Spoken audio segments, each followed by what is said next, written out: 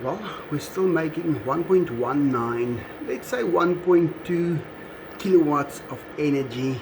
We're using 1.3, but we've got a lot of stuff on at the moment because we are preparing food and stuff for all the animals and feeding all the animals. But let's just quickly go and see. Oh yeah, guys, I'm gonna stick this on here now, this time of the day, and I'm thinking I want to do this. You know, it's like when you know, oh Layla, please, please Layla, don't bark. That's all I'm asking. But when you feel hope, you feel like I might just, wow, I'm gonna be one of the first of this generation who's maybe gonna be able to keep my home. It's not gonna be taken away from me by some entity that is a dead thing, but is ran by, well, I don't know, pity to say, by humans. And you've seen it happen before. And you're all inspired. You're ready to build this country to the greatest it can be.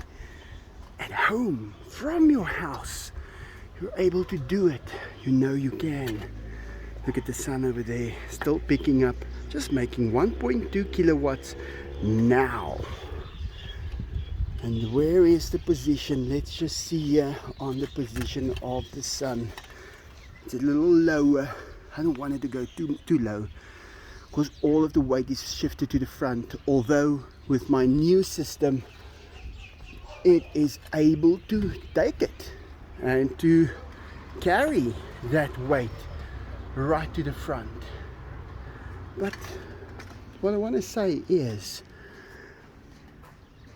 when you are threatened that things are going to be taken away from you, you tend to put yourself in gear to not let those things carry on anymore. It happens. That's a natural reaction.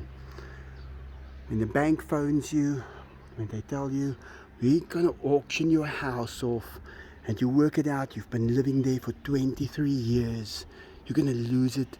They're gonna auction it off at a ridiculous price.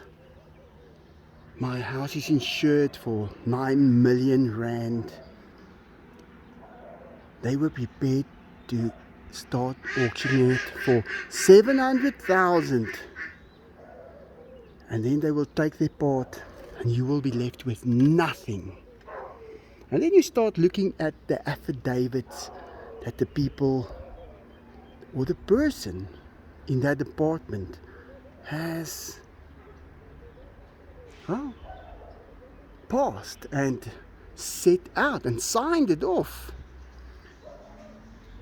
And you think, is this a criminal act? Should I go to the authorities? Because I'm out of trouble for now. But there's many people that is not.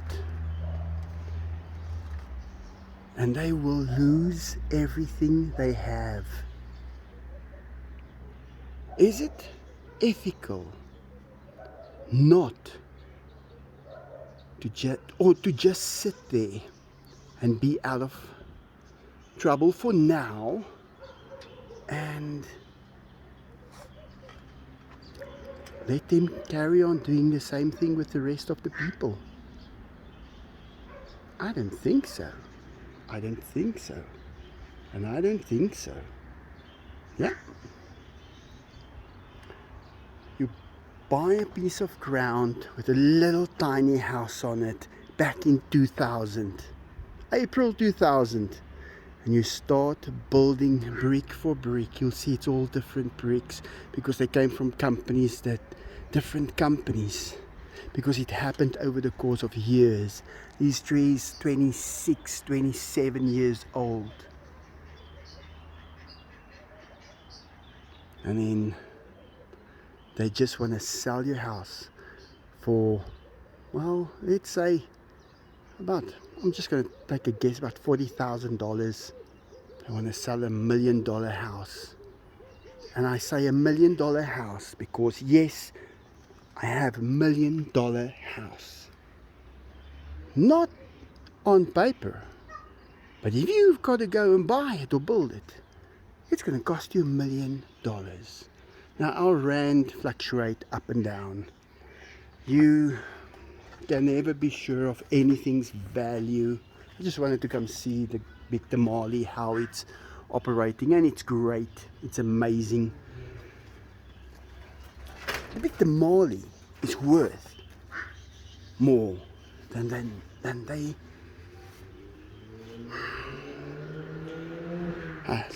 Let me rather not say that. Let me not say that. I don't want to start something, but hey, they've started it. So you park your helicopters at your house because you can't do nothing with them. Guys, listen to this. You go to sleep hungry, you didn't have food to eat, but you've got a Porsche 911, you've got 2 helicopters, you've got $1 million home, and then you realize these ducks gave me food when those guys wanted to take it away from me. All of this would have been gone. There was one person, there was about 10 people that helped me. Oh, come on. Let's say 10 people that helped me. And one in particular that helped a lot. And I was able to save this place. To save this place. To still be here. To still... Oh, Layla, please. To give all these animals a home. Yeah, because they live here. Guys, I live in a square meter of this place. In front of my laptop computer. That is it. And then there's 2 cats on my lap. So, how do you... Who is my enemy? Who is it? Who is the person that is my enemy? That's taking away from me. I'm trying to make a living being a YouTuber. And I got it right. I managed to do it with the help of a lot of people, but also in the process giving up my businesses that I had and everything that I did. And I can do anything. I can build anything. You name it, I can build it. And I can improve on anything that is built. And I have a trade. I can manufacture any part. I'm even a zookeeper.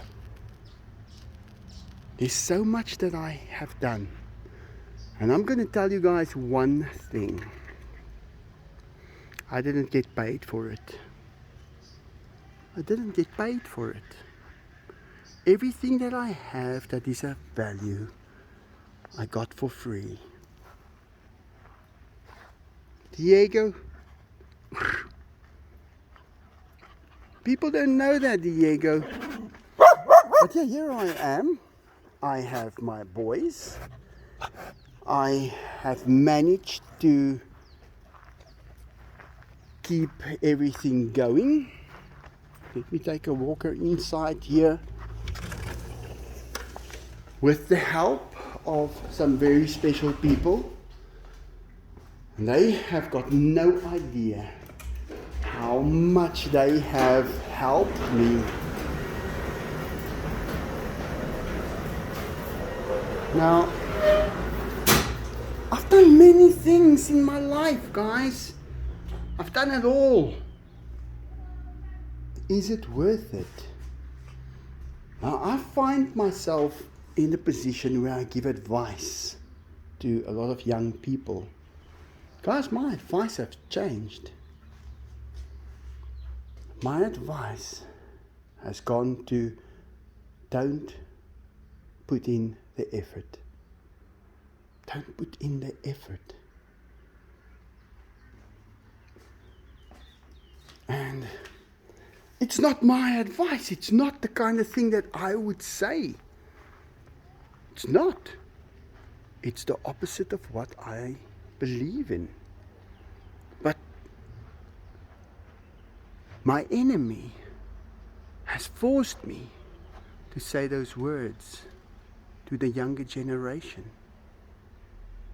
Now you must think, who is that enemy? What do they do on a daily basis? What is their motive? What do they want in life? How do they operate? What are they called? Well, I read the affidavit last night again. I didn't need to. And they were mentioned in that contract or that affidavit. My enemy is now known to me. And it is the very people that lives amongst us. What were they going to do with this house? Were they going to take it? First thing that must go is all the animals. Approximately, well, if you take this house and the one next door, approximately 150 to 180 animals. Yeah, Enzo, what would they have done? What would they probably would have put you in a field where lions can live. Not tigers. Tigers need trees. They need shade. They need a pool. They need an atmosphere totally different to the African climate. You cannot release a tiger into the African climate. It is too dry. It is too sunny. It is not a place for them. They cannot live in such a place. Yet, the heroes keep their tigers on an open piece of dry land in the sun. It is like the polar bear that we have at the zoo, who hasn't seen snow since 1981. I don't know if he's passed on. If it was my polar bear, I would have had a refrigerator that on the outside with all of, well, the part that gets cold, I'm not going to go technical here, underneath this to make this cool, running on solar power from the big Damali. That's what my plan would have been. Yeah. Why would I do that? Why would I go to those lengths? Because it is necessary. But to my enemy, it would have been necessary to tear this place apart, to make it, to probably divide it up into pieces, to rent out to people. That's what they would have done. This place, this lawn, guys, this lawn sells here in South Africa, I'd say installed at about 1,000 Rand a square meter. That's 10 square feet. It's about 1,000 South African Rand, which is about, let's say, I'll divide by 20. That's like, what's that? 1,000 divided by 10 gives you 100. $200 a square for 10 square feet. That's 1 square meter. That's if I just figure it out quickly. This place is probably about 3,000 square meters, more, 3,500 square meters, 35,000 square feet. What is it worth to them? To me, it's worth my life. It's what I've done. They don't know how I made that wall 10 feet. They don't even care. But they were gonna put this place on auction so that the richest guy in the country could pick it up for a song. I've been trying to sell those helicopters for 12 years. They just don't want to buy it from me because it would put me ahead. It would just put me ahead. I will be able to pay for things. And that is not how it works in South Africa. Nope. Here you don't get that opportunity to work for something, to get something. Here we have to beg. That's what I have learned. And be given it for free. I can make a video, cute little video about something. I can post it. And someone can say, you know what, I'm going to give this guy $20. And that is how this place still exists. Like I said, 23 years. This wasn't even part of this house.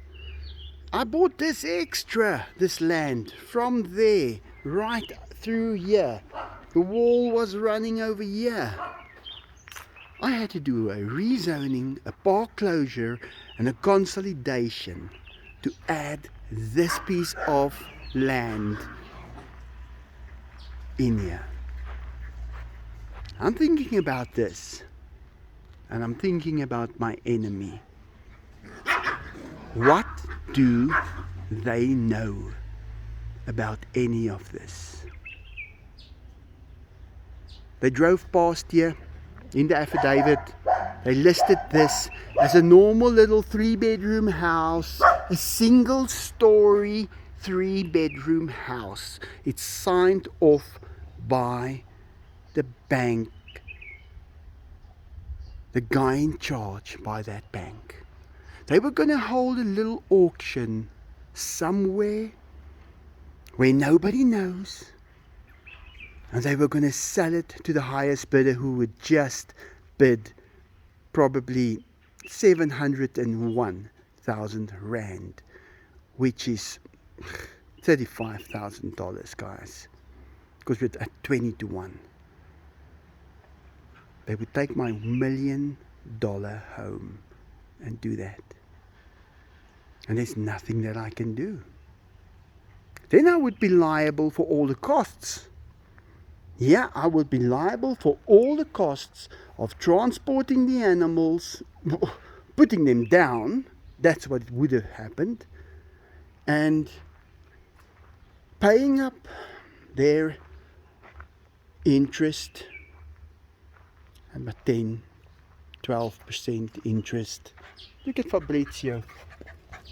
Does he know anything about interest, sleeping there? Look at that mama cat. Looking at a little one. I'm going to open up for her now. Do they even know what they did? Do they understand how I am supposed to feel about them? Do they know? Do they know that the children is walking around the streets here? I'm not talking about kids of 5 and 10 years old. I'm talking about kids of 20, 21, 25, 30-year-old children walking around with nothing. And if they had the opportunity to buy a house, I would tell them, run.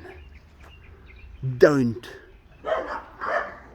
Get yourself a little tent and live in the bush. That would be my advice. That is how it has changed. So that these people collecting their interest from the bank can collect their interest. Now I've paid more interest than anybody would realize, because I've been paying it for 23 years. I'm still going to do that.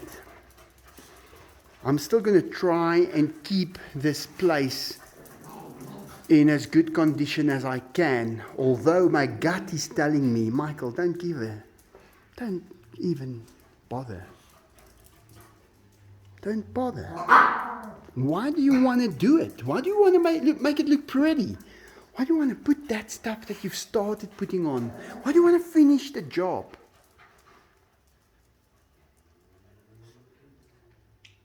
I don't know. I'm going to do it because I've got nothing to do. I fed all the animals. I'm going to do some repairs to the ceilings where the cats have ran in, and like this skylights where the inner part has just moved a little. It's small little things. I've got a whole list of things that I'm going to do. But but in the back of my head, I know.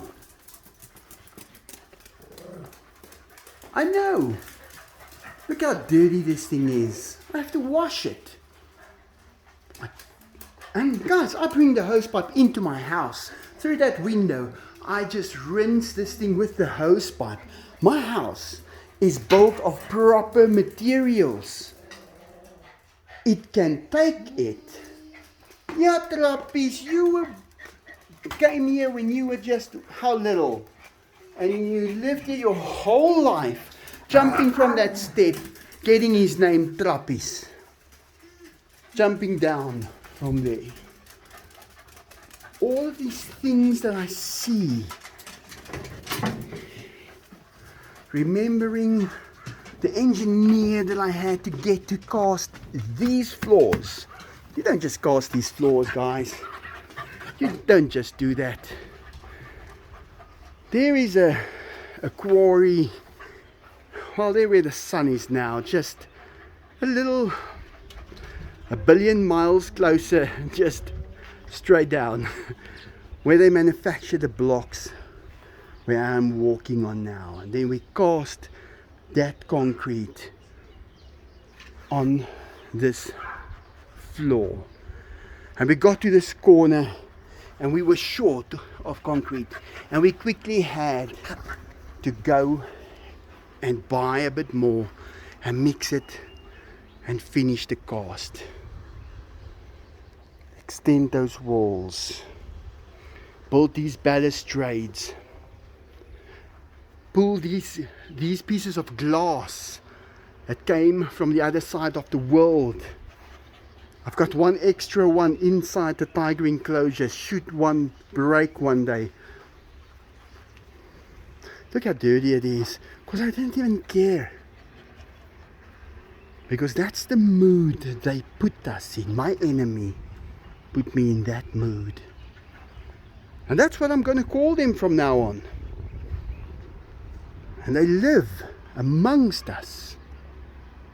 And they do not have a specific race. They do not have a gender. They do not have a language. No. They're just about anybody. And they are prepared to make you lose everything that you have lived for or that you have built. So I am not really feeling sorry for anything that happens here anymore.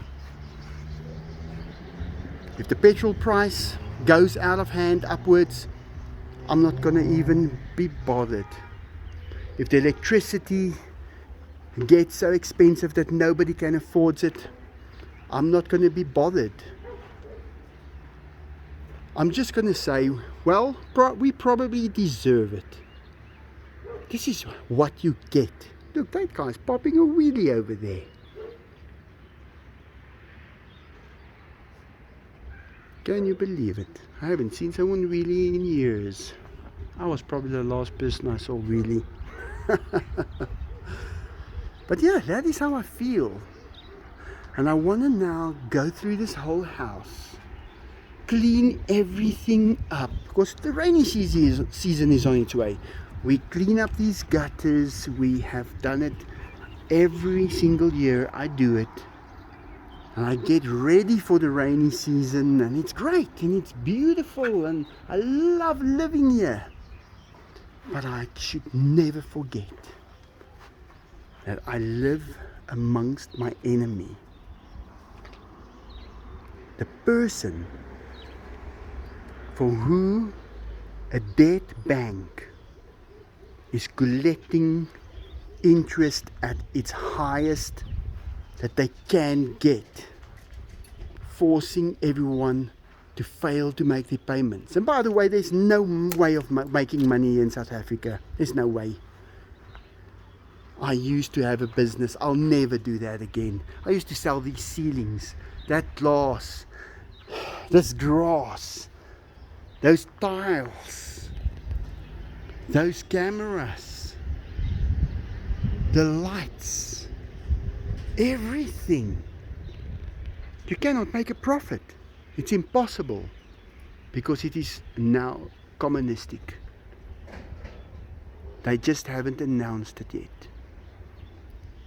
And I can understand that there's a lot of people in this country that needs to have a communist system to look after them.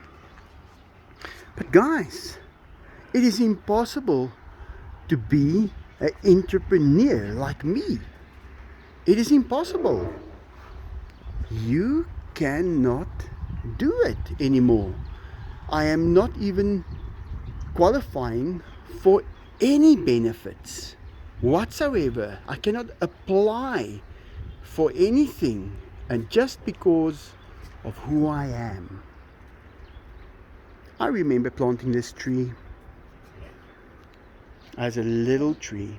I love the dates that gives me all the time. I planted that tree. I pulled it out of the ground. It was a little twig, and I planted it. Every tree except these long ones I planted. And I made a home for all these animals. Not for me. And it still, I think in the last month or two, when it really got scary, I felt how it wasn't mine. And that wasn't a nice feeling. So a few people helped me, and I was able to get back in the saddle. I can continue. But it's not over. It is not over yet. It's still going on. For how many years? I don't know. Do I want to do it? I don't know. I'm feeling extremely happy the last week. I feel really happy. I meet people and I see that they have got no chance. But who am I to say they've got no chance? Well, I'm talking out of my experience. And there's no support. And those guys are just collecting and collecting and collecting.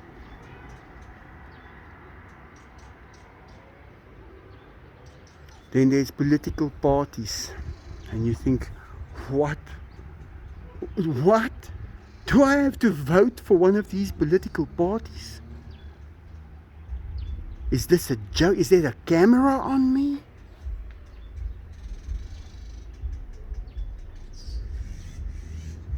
I don't know. But hey, this is half an hour.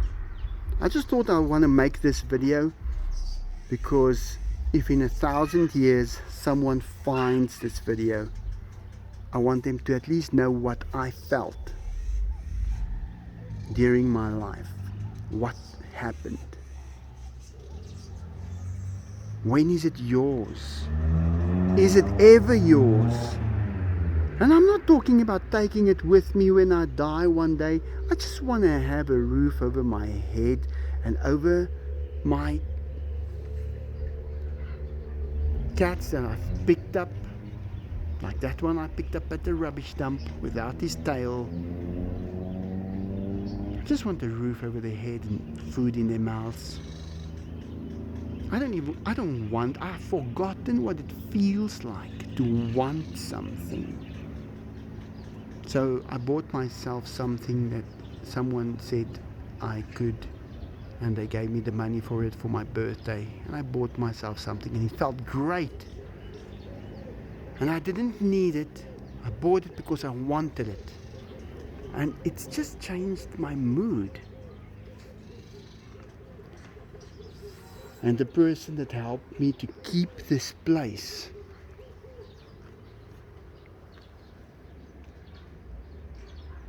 changed my mood. Makes me want to fix it up again. Repair that whole jungle gym. Put a tile back on there. There's so many small things that needs to be done. I can do 10 of those jobs in a day. But if I do not feel right, I won't even do one thing. Think about that. I think that is why it is said in the Bible that we should not collect interest ever, because you will be killing everything. But yeah, let me get going. I have got something to stick down and the big tamale is still collecting energy. I'm quite impressed with it. I'm glad I did it. Makes life possible.